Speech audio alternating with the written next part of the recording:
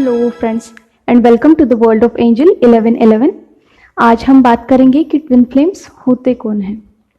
Basically twin flames को twin souls भी कहा जाता है और ये आपका अदर पार्ट ऑफ सोल होता है जिसे हम मिरर सोल भी कहते हैं।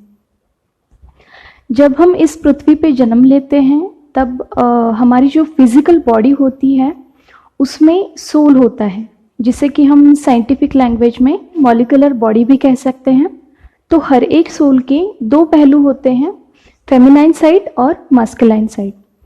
तो अगर आप मेल हो तो आप में 60% मास्कुलाइन एनर्जी होगी जो कि डोमिनेंट होगी और 40% फेमिनाइन एनर्जी होगी।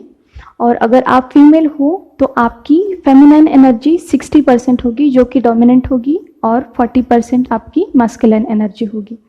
तो हर एक सोल में दोनों पार्ट्स प्रेजेंट होते हैं जिसे हम फेमिनाइन और मास्कुलाइन कहते हैं, या फिर यिंग यांग कहते हैं, या फिर अमीना अमीनस कहते हैं।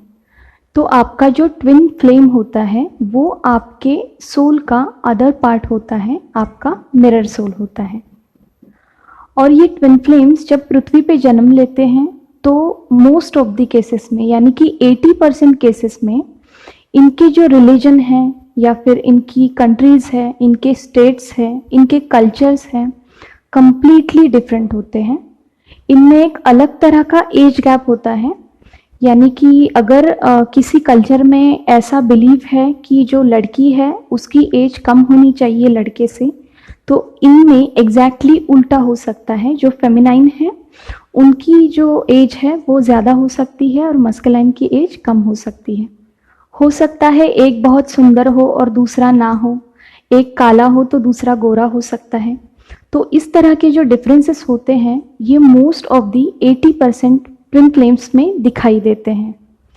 अब अगर आप इन सारी चीज़ों पे गौर करेंगे जो कि मैंने ऊपर बताई हैं, तो आप समझ जाओगे कि ये जो सारी चीज़ें हैं ये इंसान ने खुद बनाई हैं, ये नियति की बनाई हुई नहीं है।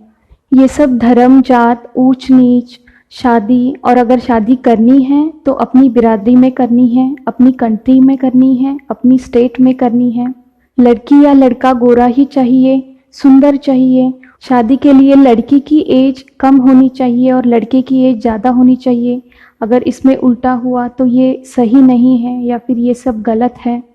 मतलब इंसान ने पृथ्वी पे आके ये सारे रूल्स बनाए हैं अपने फ़ायदे के लिए, और अगर इनमें से कोई इस रूल के हिसाब से नहीं चलता तो उसे गलत का स्टैम्प मार के सब उसे बुरा बना देते हैं। और फिर ऐसे लोगों के प्रति समाज का जो देखना है, जो नज़रिया है, वही बदल जाता है। तो सच में यूनिवर्स और नियति हमें ये सब सिखाती है, स्वार्थ के हिसाब से रूल्स बनाकर चलना। असल में अगर देखा जाए तो यूनिवर्स हमें अनकंडीशनल लव सिखाता है। जो भी देना है, जिसे भी देना है, एकदम निस्वार्थ भावना से देना है और ना कि मेरा मेरा करके जीना है, यानी कि मेरा धर्म, मेरी परंपरा, मेरी बिरादरी, मेरा पैसा। तो इन सारी चीज़ों से सदियों से होता ये आ रहा है कि जो समाज में समानता की भावना है वो धीरे धीरे नष्ट होती जा रही है। और इन सब चीज़ों से होता क्या है कि मदर अर्थ की जो ओवरऑल वाइब्रेशंस होती है वो धीरे धीरे कम होती जाती है। और जैसे ही मदर अर्थ की एनर्जी कम होती जाती है, यानी कि जो वाइब्रेशन लेवल होता है वो कम होता जाता है, निगेटिविटी इंक्रीज होती जाती है।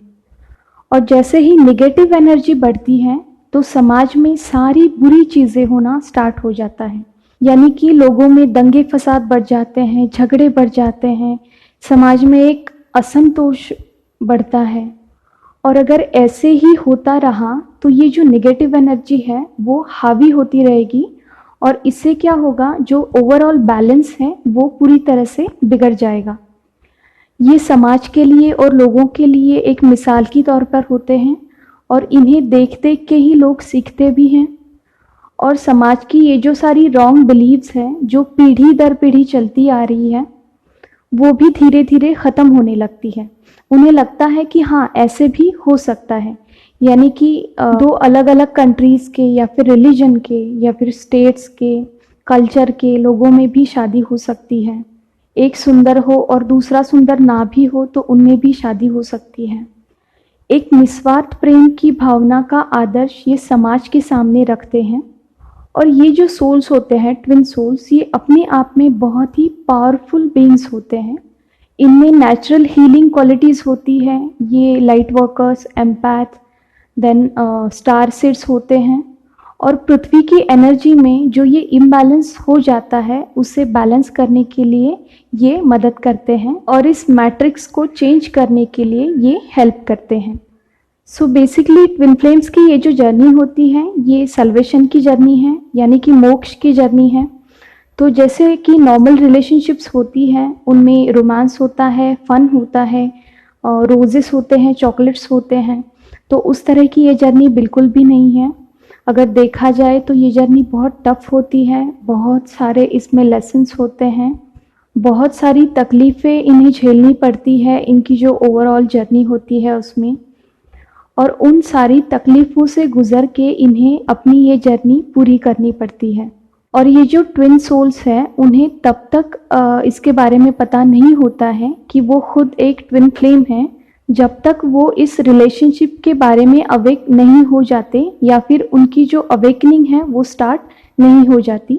बेसिकली जो फेमिनाइंस होती हैं उनकी अवेकनिंग मैस्कुलाइन से पहले हो जाती है, तो वो बहुत जल्दी इस रिलेशनशिप के बारे में अवेयर हो जाती है और अपना काम स्टार्ट कर देती है। और मोस्ट ऑफ दी जो मैस्कुलाइन होते हैं वो उनकी जो कार्मिक्स होती हैं उनसे अवेक होते हैं। मैंने डिस्क्रिप्शन बॉक्स में लिंक दे दी है कि ट्विन फ्लेम्स के साइंस कौन कौन से होते हैं, तो आप वहाँ जाके चेक कर सकते हैं। तो होप आज आप सबकी ट्विन फ्लेम की जो कंसेप्ट है वो क्लियर हो गई होगी। तो चलिए आज के लिए इतना ही। खुद का ध्यान रखिए, खुद को सेफ रखिए। God bless you all of you. Deep thanks to Reiki angel, doctor Mikao Usui and all holy masters. Thank you.